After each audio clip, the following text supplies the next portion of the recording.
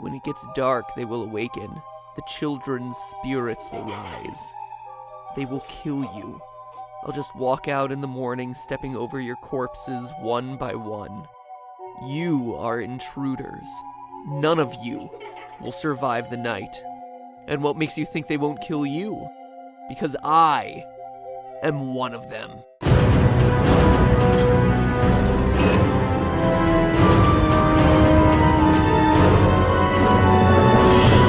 Hello, Internet! Welcome to Game Theory, still available to consult on the FNAF movie's storyline. Seriously, Scott, I'll be waiting by the phone because I can practically guarantee I've put more collective hours of thought into counting animatronic toes, tracking eye colors, listing out the differences between pizzerias, diners, and rental services, parsing out your phone guy calls, and counting and recounting again the number of dead child carcasses left in your story's wake than literally anyone else out there. I mean, I've even gone so far as to do the unthinkable for these sister location videos. That's right, I reread The Silver Eyes. In an ironic twist, it took longer than the actual game. Now, here I am piecing together this script after, I kid you not, a weekend spent doing nothing but thinking about these games, writing and rewriting timeline after timeline to account for all the nonsensical Easter eggs shoved into this 4-hour experience. And you know the conclusion that I've reached? That your version of events isn't satisfying. That any theory I come up with that attempts to bend over backwards and cobble together every line of dialogue, design detail, and character motivation will be overcomplicated at best and inherently flawed at worst. And that's not me admitting defeat, it's a fundamental problem with the series right now. This one just tried too hard to do too many things. You've got elements of the past 4 games mixed in with FNAF World, mixed in with the book, all of which at this point have questionable canonicities, conflicting storylines, and competing dates. Couple that with characters that mimic other characters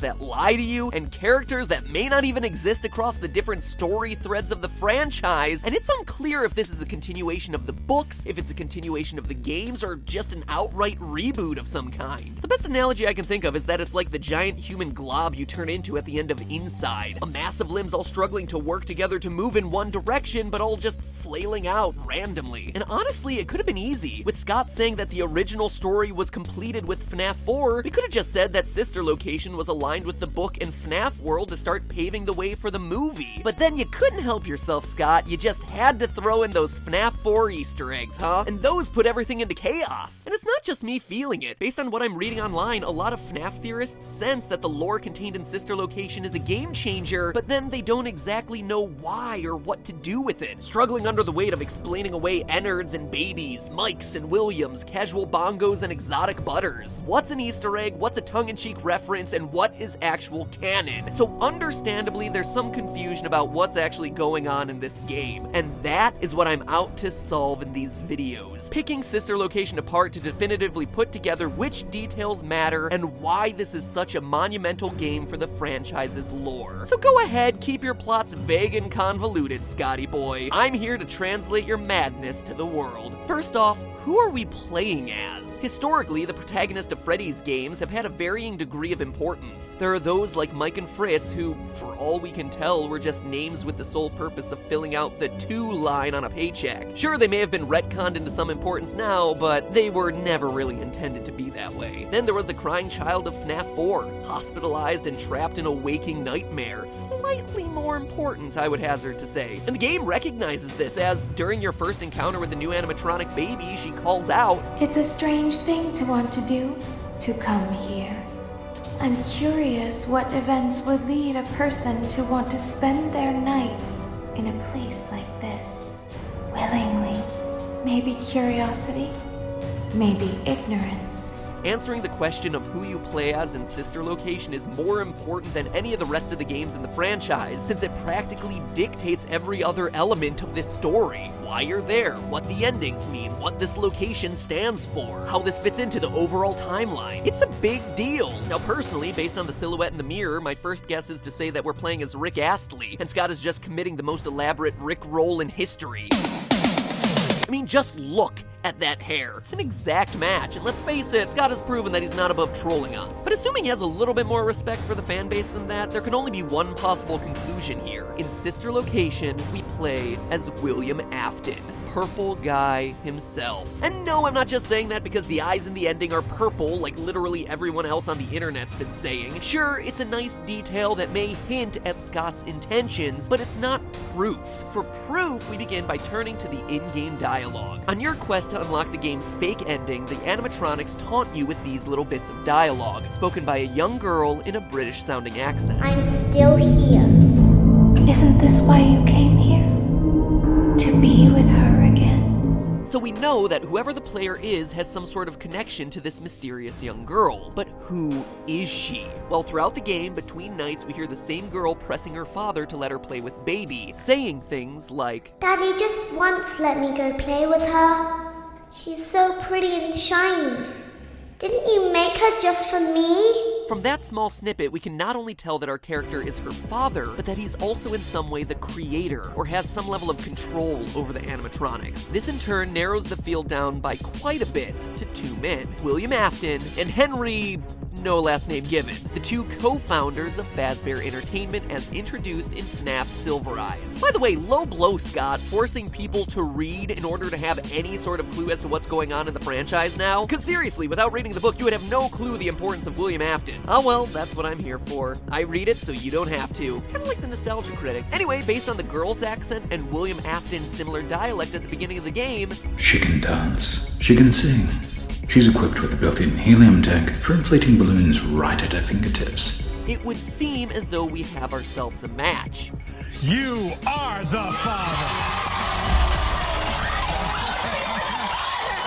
But let's not be too hasty there, Maury. We can be even more sure. In the game's real ending, you get yourself tricked, becoming animatronic fodder as the machines scoop out your internal organs and replace them with endoskeleton cords. Now, this really bothered me, since it's like the antithesis of what we expect from our stories when we beat the game. Here I am wanting to finish my night and return home to my basket of exotic butter, but no, that's reserved for the fake ending. Becoming a flesh suit is somehow canon to the series. I wanted to write it off as jumping the shark, like, hey, we're getting a little bit too absurd right now, but then I realized that this is a franchise built on haunted animatronics chasing you through a pizza restaurant after they've been killed by a serial killer hiding in a mascot suit filled with killer springs. So, crossing the line of absurdity? Yeah, I think we're long past it at this point. Becoming a flesh suit is an oddly specific event to be integral to the lore, and yet there it is. So we're left with two options. Scott's either completely lost it at this point, or he has some other plans for this character. And indeed, he does, as the novel once again shows us why this odd story turn is so important. In its pages, we're treated to all sorts of lines that make it clear Mr. Afton is the one who gets himself stuffed. Page 407, quote, "Charlie, there's something different about him. It was as if the guard, the man they had met, had been stripped away, and what sat before them was nothing but a blank canvas," end quote. And again, 2 pages later, quote, Dave is the fake name for William Afton in the novel. He's hiding out in another identity. Long story. Anyway, just go with it. Dave's body moved upward, straightening, but the movement was too smooth. He seemed to make no effort, use no muscles, and exert no energy. Dave's eyes opened steadily, glassy and without emotion, like the robots on the stage outside, end quote. And there you have it. That totally just spelled it out for us, didn't it? Like the robots on the stage outside. In fact, the book makes a huge deal about Afton's eyes, over and over again, like when the character John describes seeing Afton kidnap his friends on pages 120 to 122. Quote, "The eyes, they were all I could see. They were dead, just dull and flat. Like they still moved and blinked and saw, but whatever was behind them had died a long time ago," end quote. Died a long time ago, you say? Like perhaps in an underground murder bunker, doubling as a robotic distribution center, perhaps. Now real quick, let's pause here and have some real talk to Ennard, Baby, and the gang. Guys, we're gonna have a bit of an intervention here. If your goal is to blend in with the outside world and look like us, look like any other human, choosing to go with the purple eyes is not gonna be helping your cause all that much. Artificial intelligence? More like artificial idiots. Do your homework. Humans don't tend to have purple eyes. I mean, seriously, you have a blue-eyed animatronic just waiting to go. Look, there's Foxy. He has brown/orange eyes. Great. Anyway, I digress. Who am I to judge? Maybe we're all just left to assume that Afton walks around in those cool colored contacts. Anyway, it's not just the eyes that give away Afton as the animatronic's meat puppet. His overall physicality has undergone a drastic change over the years as well. On page 418, 18, we hear that Afton started off robust and lively, a hefty man who had the ruddy geniality of a financially shrewd Santa Claus. Financially shrewd Santa Claus, huh? No one said the writing of this book was any good. There's clearly a reason why only 500 people made it all the way through this book. And I say that because on Amazon Kindle, they actually show you the most popular highlighted sections, and like, they all drop off by midway through the book, so I can only assume that I'm the only person who made it all the way through. The things I do for you. Anyway, soon after, our financially shrewd Santa Claus is accused of murder. He's released due to no bodies being found, and then he skips town. However, when he comes back, he's a changed person. Quote, Afton had been fat and affable. The man in the picture was sallow and thin, his skin sagging and his expression unpleasant, as if he had forgotten how to smile. He looked like a poor facsimile of himself. End quote. So when he comes back to town, he's not only lost a ton of weight, but he looks like a poor copy of himself? So that's us reading the subtext of these lines, but you don't even have to read between those lines. Afton tells us directly in the quote I used at the top of this episode. Quote, and what makes you think they won't kill you? John said again. Because I'm one of them, he said. I mean, let's face it is hard to argue with that one. He is outright saying he is an animatronic. Reading the book the first time, you all assume it's like, oh, he has a kindred spirit with these animatronics because he loves them so much and he dresses as one and this and that. But oh no! After playing Sister Location, it takes on a whole new meaning. Now, there are two major complaints against the Afton theory. One, that Baby's first lines are, I don't recognize you. You are new.